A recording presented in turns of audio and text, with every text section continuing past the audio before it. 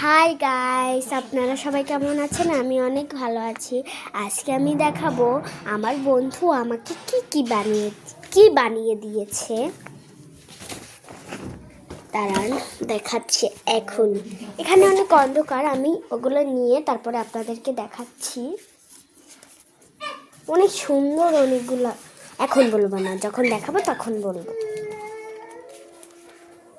চলেন এখন আমরা একটু ব্যালকনির সামনে যাই। আমরা একটু ব্যালকনির সামনে যাই। এখানে বসে আমি আপনাদেরকে দেখাচ্ছি। এই দেখেন দেখেন কত সুন্দর একটা ব্যাগ। তারপর হচ্ছে এই একটা আমাকে বানিয়ে দিয়েছে, ডিজাইন করে দিয়েছে। তারপর হচ্ছে এই যে আমি একটা ডিজাইন করেছি, এই যে একটা ওয়ার্পার জন্য, এই যে একটা আমার। এই 4টা ব্যাগই আবার।